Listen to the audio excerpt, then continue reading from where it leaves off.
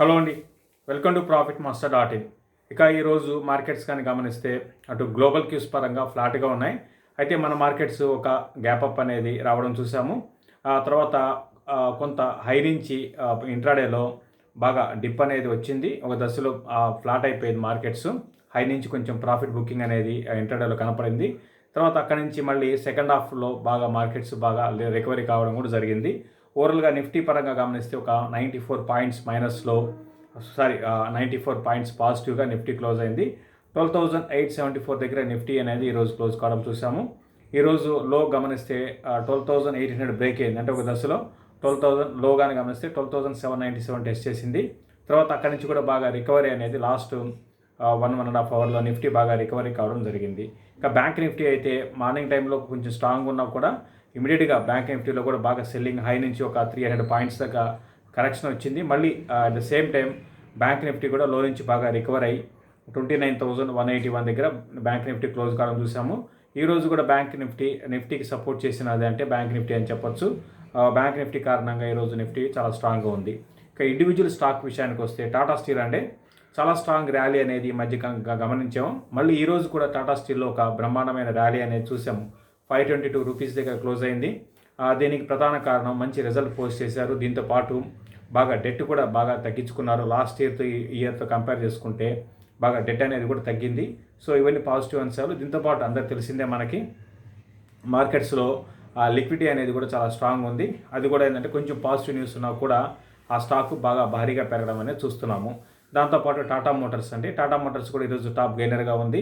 6% పెరిగింది. మరోవైపు మిగతా ఆటో కంపెనీస్ అంత స్ట్రాంగ్ లేవు ఈరోజు అని కాదు, లాస్ట్ ఫ్యూ డేస్గా ఒక ఐషర్ మోటార్స్ మినహాయిస్తే అటు హీరో మోటార్ కార్పొరేషన్ కానివ్వండి, తర్వాత మనకి మారుతి కానివ్వండి, ఇవన్నీ కూడా కొంచెం ఆగే ఈ మధ్యకాలంలో. లాస్ట్ ఒక టూ వీక్స్ ట్రెండ్ కానీ గమనిస్తే కొంచెం ఆగే. ఐషర్ మోటార్స్ మాత్రం కొంచెం పెరిగింది, న్యూస్ కారణంగా పెరిగింది.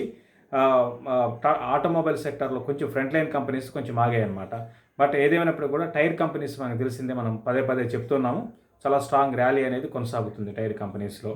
ఇక ఇంకొక టాప్ గెయినర్ కానీ గమనిస్తే ఈరోజు హెచ్డిఎఫ్సి లైఫ్ అండి. మనం దీన్ని చాలా స్ట్రాంగ్ బై అని చెప్పాము. 520, 540 లెవెల్స్లో 1-2 సార్లు ఈ స్టాక్ని గట్టిగా బై చేసుకోవచ్చు అన్నాము. ఈరోజు కానీ గమనిస్తే 5.3% నా లైఫ్ టైం 52-week హై అనుకుంటా నాకు తెలిసి ఈ స్టాక్ పెరగడం చూసాము. మరోవైపు వీక్గా ఉన్న స్టాక్స్లో BPCL, hero motor corporation, NTPC లాంటివి ఓవరాల్గా వీక్గా ఉన్నాయి. ఇక మనకి ఫ్యూచర్స్లో కొంచెం ఒక ఫ్యూచర్లో డేటాను గమనిద్దాము. ఎందుకంటే అటు ఫ్యూచర్స్లో లాంగ్ పొజిషన్స్ బిల్డ్ అవుతున్న స్టాక్స్లో కానీ గమనిస్తే అండి, ఎక్కువగా ఇంతకుముందు నేను చెప్పినట్టుగా టైర్ కంపెనీస్ ఉన్నాయండి. టాప్ 3 లాంగ్ పొజిషన్స్ బిల్డ్ అయ్యి ఓపెన్ ఇంట్రెస్ట్ బాగా పెరిగింది అంటే బాలకృష్ణ, అపోలో, ఎంఆర్ఎఫ్, ఈ 3 స్టాక్స్ అనమాట. సో ఇంకా చాలా కంపెనీస్లో లాంగ్ పొజిషన్స్ బిల్డ్ అయినాయి. అంటే ఎందుకు చెప్తున్నా అంటే ఒక సెక్టార్ పరంగా 3 స్టాక్స్ ఈరోజు టాప్ గెయినర్స్, అంటే F&Oలో ఓపెన్ ఇంట్రెస్ట్ టాప్ గెయినర్స్ ఈ 3 స్టాక్స్ అనమాట. సో మనం ఇంతకుముందు అనుకున్నట్టుగా టైర్ కంపెనీస్ అనేవి అంటే ఇన్వెస్ట్ చేసే వాళ్ళకి ఒక 1.5 year ఉద్దేశం ఉంటే టైర్ కంపెనీస్ని కొనుక్కోవచ్చు అండి. మనం లాస్ట్ 2-3 వారాలుగా చెప్తూనే ఉన్నాం చాలా స్ట్రాంగ్గా. ఇది ఫ్యూచర్స్ లాంగ్ పొజిషన్స్ అనమాట. ఇంకా ఎక్కువగా షార్ట్ కవరింగ్ వల్ల పెరిగిన స్టాక్స్ కానీ గమనిస్తే గోద్రేజ్ ప్రాపర్టీస్, టాటా మోటార్స్, మారుతి లాంటివి కొంత షార్ట్ కవరింగ్ అనేది కనపడింది. అయితే లాంగ్ అన్వైండింగ్ ఉన్నాయి కానీ తక్కువ ఉన్నాయండి. లాంగ్ అన్వైండింగ్ స్టాక్స్ తక్కువ ఉన్నాయి. ఆ తర్వాత షార్ట్స్ మాత్రం కొన్ని స్టాక్స్లో ఈరోజు బిల్డ్ అయినాయి. కొన్ని సెలెక్టెడ్ స్టాక్స్లో షార్ట్స్ లైక్ రిలయన్స్ కానివ్వండి, ఇటువంటి స్టాక్స్లో షార్ట్స్ బిల్డ్ అయినాయి. ఇది ఫ్యూచర్స్ గురించి. ఇక ఆప్షన్ డేటా కానీ గమనిస్తే అండి, కూడా బాగా పీసీఆర్ రేషియో చాలా హై ఉంది. గత కొన్ని రోజులుగా మనం ఏదైతే చెప్పుకుంటున్నామో 1.5, 1.6 అట్లా ఉంది. అటు నిఫ్టీకి కానీ బ్యాంక్ నిఫ్టీకి కానీ, అంటే ఎక్కువ మంది పుట్ ఆప్షన్స్ వైపు ఎక్కువగా మొగ్గు చూపుతున్నారు అన్నమాట ఆప్షన్స్లో. అయితే మనము ఇంకా నిఫ్టీ రేంజ్ ఎట్లా ఉండవచ్చు ఇక్కడి నుంచి.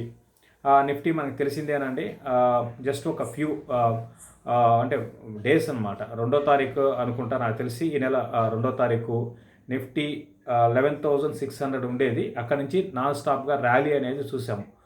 1000 పాయింట్స్ దాకా నిఫ్టీ అనేది ఈ జస్ట్ ఒక ఫ్యూ డేస్లోనే మార్కెట్స్ ఈ విధంగా పెరిగింది. 10 డేస్లోనే ట్రేడింగ్ సెషన్స్ చూడాలంటే 10 డేస్లోనే నిఫ్టీ 10% దాకా నిఫ్టీ గెయిన్స్లో వచ్చింది. ఇక్కడ ఆగుతుందా అంటే నెక్స్ట్ ఎగ్జాక్ట్గా చెప్పడం కష్టం. బట్ నెక్స్ట్ రెసిస్టెన్స్ అనేది నిఫ్టీకి 13,000 దాకా వెళ్ళడానికి అవకాశం ఉంది. అక్కడ కొంచెం రెసిస్టెన్స్ ఫేస్ అయ్యే అవకాశం ఉంది. 13,000 దాటినాక ఇంకా కొంచెం షార్ట్ కవరింగ్ వచ్చి కొంచెం ఫర్దర్ కూడా పెరగచ్చు. బట్ ఇమీడియట్గా ఏంటంటే 13,060 ఆ లెవెల్ ఒకటి, తర్వాత 13,200 అనమాట హయ్యర్ సైడ్. అంటే ఇవి ఈ రోజుకి ఈ రోజు అని కాదు, మామూలుగా ఇది ఓవరాల్గా రెసిస్టెన్స్ అనేది చెప్తున్నాను. ఇక డౌన్ సైడ్ కానీ చూసుకుంటే ఈరోజు వచ్చిన లో ఏదైతే ఉందో నిఫ్టీకి 12,000, ఈరోజు లో కానీ గమనిస్తే 12,797 అంటే 12,800 అనమాట. అది ఒక సపోర్ట్, ఇమీడియట్ సపోర్ట్ ఉండవచ్చు. అది బ్రేక్ అయితే 12,600 అంటే రేంజ్ పరంగా చూసుకుంటే నేను కూడా 12,600 నుంచి 13,050 దాకా ఉండవచ్చు. 13,050 అనేది కొంచెం బాగా రెసిస్టెన్స్ నిఫ్టీకి ఫేస్ చేయవచ్చు. ఇది నిఫ్టీ పరంగా. ఇక బ్యాంక్ నిఫ్టీని చూడాలి అంటే బ్యాంక్ నిఫ్టీ ఒక 2 డేస్ కొంచెం ఆగినట్టు ఆగింది. మళ్ళీ బ్యాంక్ నిఫ్టీలో ఈరోజు చాలా స్ట్రాంగ్ బౌన్స్ అనేది కనపరిచింది. అయితే next few days bank Nifty ఏ విధంగా ఉంటుంది, నేను కూడా బ్యాంక్ నిఫ్టీలో ఇదే అంటే ఇంత భారీగా తక్కువ టైంలో ఈ విధంగా ర్యాలీ రావడం అనేది నేనైతే చూడలేదన్నమాట, ఏమాత్రం కరెక్షన్ లేకుండా. అయితే టెక్నికల్గా మాట్లాడుకోవాలంటే బాగా ఓవర్ బాట్లో ఉంది. స్టిల్ బ్యాంక్ నిఫ్టీ చాలా స్ట్రాంగ్ ఉందని చెప్పొచ్చండి. ఓవర్ బాట్లో ఉన్నా కూడా స్టిల్ చాలా స్ట్రాంగ్ ఉంది. అయితే ఇక్కడ నుంచి ఫ్రెష్ లాంగ్ పొజిషన్ తీసుకోవాలంటే ఫ్రెష్ లాంగ్స్ అయితే వద్దని చెప్తాను. అయితే అట్లనే షార్ట్ సెల్ చేయమని కాదు, ఫ్రెష్ లాంగ్స్ అయితే వద్దండి. కొంచెం ఈ లెవెల్లో మార్కెట్స్ కొంత కన్సాలిడేషన్లో ఉండే అవకాశాలు కనపడుతున్నాయి నాకైతే. అంటే లిక్విడిటీ అనేది బాగా వస్తుంది, బట్ ఏదైనప్పుడు ఏదో ఒక టైంలో ఎక్కడ దగ్గర ఆగాలి కాబట్టి కొంచెం అటు నిఫ్టీ కానీ బ్యాంక్ నిఫ్టీ కానీ కొంచెం కన్సాలిడేషన్, స్టాక్ స్పెసిఫిక్ యాక్షన్ ఉండే అవకాశాలు ఉన్నాయి. ఇది ఓవరాల్గా. ఇంకా స్టాక్ అంటే ఈరోజు బాగా సెక్టర్ వైజ్గా కానీ గమనిస్తే మనకి ఇన్ని రోజులు మార్కెట్లో పార్టిసిపేషన్ చేయని స్టాక్స్ బాగా పెరుగుతున్నాయి. తర్వాత కొన్ని ఫెర్టిలైజర్ సెక్టర్ ఒకటి చాలా స్ట్రాంగ్గా ఈరోజు బాగా పెరిగింది, లైక్ కోరమండల్ కానివ్వండి. ఈ విధంగా చూస్తే తర్వాత బాగా బీటింగ్ డౌన్ స్టాక్స్ ఎక్కడైతే వాల్యూ ఉందో, వాల్యుయేషన్స్లో అట్రాక్టివ్గా ఉన్నాయో అటువంటి స్టాక్స్లో బాగా బయింగ్ అనేది చూస్తున్నాము. మార్కెట్ బ్రెడ్త్ కూడా బాగానే ఉంది. ఓవరాల్గా ఇక్కడి నుంచి నేను అనుకోవడము ఎక్కువగా స్టాక్ స్పెసిఫిక్ మూవ్స్ అనేది ఉండడానికి అవకాశం ఉంటుందండి. ఇంకా మనం ఎక్కువగా ట్రేడింగ్ పరంగా నిఫ్టీ అండ్ బ్యాంక్ నిఫ్టీ చూడాల్సి ఉంటుంది, కానీ అది పక్కన పెడితే ఒక ఇన్వెస్ట్మెంట్ పరంగా స్టాక్ సెలెక్షన్ అనేది ఇంపార్టెంట్. దాంతోపాటు షార్ట్ టర్మ్ ట్రేడ్ చేసే వాళ్ళు కూడా సెక్టరల్ పరంగా మార్పులు చూడండి, సెక్టర్ చర్నింగ్ చూడండి.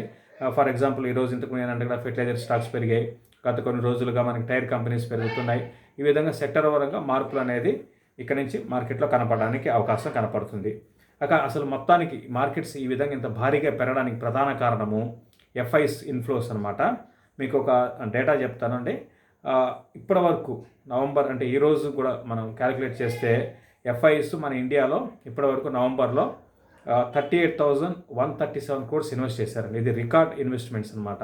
ఇంకా మంత్ పూర్తి కాలేదు. ఈ ఫస్ట్ 10-12 ట్రేడింగ్ సెషన్లో 38,137 crores ఎఫ్ఐస్ మన ఇండియన్ మార్కెట్లో ఇన్వెస్ట్ చేశారు. మన ఇండియన్ మార్కెట్లో ఓవరాల్గా హయ్యెస్ట్ ఇన్వెస్ట్మెంట్ చేసింది ఇంతవరకు 1 మంత్లో మార్చి 2019లో 32,000 crores ఇన్వెస్ట్ చేశారండి. ఆ టైంలో కూడా నిఫ్టీ ఆ మార్చి మంత్ బాగా పెరిగింది. దగ్గరగా మార్చి 2019లో కూడా నిఫ్టీ దగ్గరగా 8-9% పెరిగిందనమాట. దాని తర్వాత ఇదే నవంబర్లోనే హయ్యెస్ట్ అనమాట. కాబట్టి మనం ఏ విధంగా ఇన్ఫ్లోస్ వస్తున్నాయో మనం అర్థం చేసుకోవచ్చు. ఎఫ్ఐస్ బాగా అంటే మన ఇండియన్ మార్కెట్స్ అని కాదు, ఇంటర్నేషనల్ మార్కెట్లో కూడా బాగా ఇన్వెస్ట్ చేస్తున్నారు. మరి ఇండియన్ మార్కెట్స్లో మరీ ఎక్కువగా ఎఫ్ఐఎస్ ఇన్వెస్ట్ చేస్తున్నారు. కాబట్టి ఇదంతా కూడా లిక్విడిటీ బేస్డ్ ర్యాలీ అనమాట. కాబట్టి ఎఫ్ఐఎస్ డేటాని ఏ రోజుకి ఆ రోజు చూడడం కూడా చాలా ఇంపార్టెంట్ అండి. ఇది ఎందుకు చెప్తున్నా అంటే మార్కెట్స్ చాలామంది ఎందుకు ఈ విధంగా పెరుగుతుంది అని అంటే ప్రతి ఒక్కరు కూడా ఆబ్వియస్గా ఎవరైతే క్యాష్లో ఉన్నారో వాళ్ళందరూ కూడా మార్కెట్స్ ఇంత ఎందుకు పెరుగుతున్నాయని ఉంటారంటే ఎవరైతే ర్యాలీ మిస్ అయ్యిందో అనుకున్న వాళ్ళు. ఆల్రెడీ ఇన్వెస్ట్ చేసిన వాళ్ళు మాత్రం మార్కెట్స్ ఇంకా పెరగాలనుకుంటారు. ఇది సహజమేనండి. ఇది బుల్స్ బేర్స్ రెండు ఉంటారు. ఇది స్టాక్ మార్కెట్స్ ఉన్నంతకాలం ఇది ఉంటూనే ఉంటుంది. ఎందుకు పెరిగిందని ఒకరు, ఎందుకు పడలేదని ఒకరు ఉంటారు. సో ఏదేమైనప్పుడు కూడా ఇదంతా కూడా మనం ఈ విధంగా ఎఫ్ఐస్ బాగా ఇన్వెస్ట్ చేస్తున్నారు, మార్కెట్స్ పెరుగుతున్నాయి. ఇది ఎఫ్ఐస్ ఇన్వెస్ట్మెంట్స్ గురించి అండి. ఇక రెగ్యులర్గా అడుగుతున్న స్టాక్స్ని ఒక 2 తీసుకుందామండి. టాటా స్టీల్ చాలామంది అడుగుతున్నారు. అంటే ఈరోజు పెరిగిందని నేను చెప్పలేదు, బట్ ఓవరాల్గా టాటా స్టీల్ కానీ గమనిస్తే మనకి ఎన్ని రోజులు ఒక 420 ఆ రేంజ్కి రావడం కొంచెం వీక్ అవడం చూస్తున్నాం. బట్ మంచి అప్ ట్రెండ్ అనేది వచ్చింది. ఆ రిజల్ట్ దానికి బాగున్నాయి. తర్వాత ఇంతకుముందు నేను చెప్పినట్టుగా డెట్ కూడా బాగా లాస్ట్ ఇయర్కి కూడా డెట్ అనేది బాగా తగ్గుతుంది. రాను రోజులు తగ్గే అవకాశాలు ఉన్నాయి. ప్లస్ ఇంకోటి ఈ గ్రూప్కి చెందిన స్టాక్స్ అన్ని కూడా బాగా పర్ఫామ్ చేస్తున్నాయండి. చాలా అటు మేనేజ్మెంట్ పరంగా చాలా మార్పులు తీసుకురావడము, అగ్రెసివ్గా స్టెప్స్ తీసుకోవడము, తర్వాత బిజినెస్ పరంగా కొంచెం మార్పులు తీసుకురావడము, అంటే పరిస్థితి తగ్గట్టుగా మారడము, ఇవన్నీ కూడా కారణాలుగా చెప్పచ్చు. కాబట్టి రానున్న రోజుల్లో ఇన్వెస్ట్మెంట్ పరంగా కరెక్షన్స్లో కొనుక్కోవచ్చు. మనం గతంలో ఏంటంటే కొంచెం మెటల్స్ పెరగడానికి కొంచెం టైం పట్టొచ్చు అనుకున్నాం. బట్ ఇప్పుడైతే ఆ డెసిషన్ అంటే కొంచెం టైం పట్టేది అవసరం లేదనిపిస్తుంది. ఇంకా భారీగా పెరిగే అవకాశాలు కూడా ఉన్నాయి. కాబట్టి కరెక్షన్స్లో ఈవెన్ మెటల్స్లో మరి ముఖ్యంగా టాటా స్టీల్ లాంటి దాన్ని కొనుక్కోవచ్చు అండి.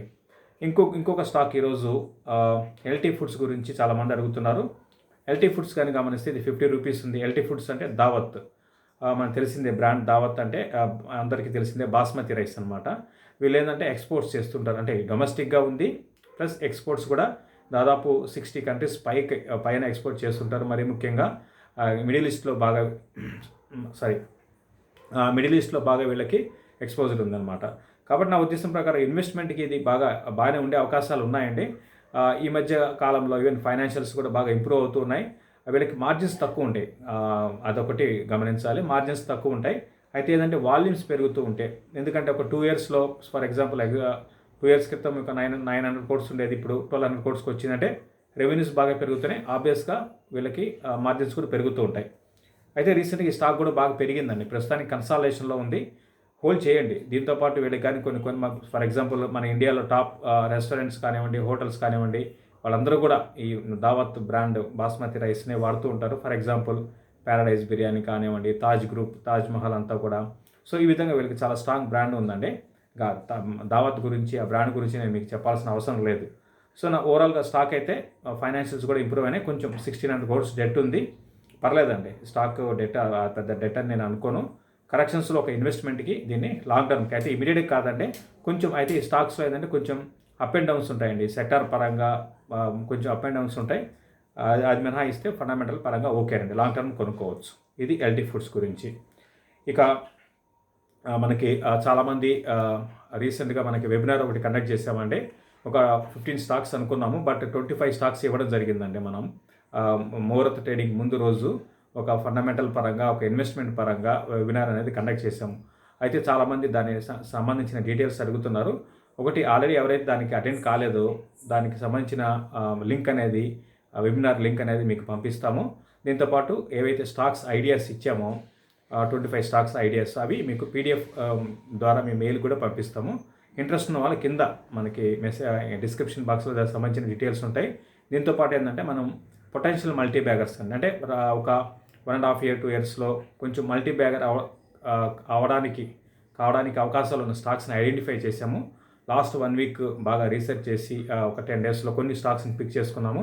ఇంకోటి ఏంటంటే అన్ని సెక్టార్లు మనం ఇందులో ఉన్నాయండి. 25 స్టాక్స్లో అన్ని స్టాక్స్ సెక్టర్ని కవర్ చేసాం. ఫార్మా, మెటల్స్, సిమెంట్, ఈ విధంగా ఇన్ఫ్రాస్ట్రక్చర్, తర్వాత అన్ని ఒక కెమికల్ కంపెనీ, ఒక స్టీల్ కంపెనీ, ఈ విధంగా అన్ని సెక్టార్లు కలిసి ఉన్న స్టాక్స్ అనమాట. 25 స్టాక్స్ అందరు అనలిస్టులు కూడా ఇచ్చారు. కాబట్టి ప్రతి ఒక్కరు కూడా ఈ స్టాక్స్ని మీరు ట్రాక్ చేస్తూ కరెక్షన్స్లో మీరు లాంగ్ టర్మ్ కొనుక్కుంటే మంచి రిటర్న్స్ రావడానికి అవకాశం ఉంటుంది.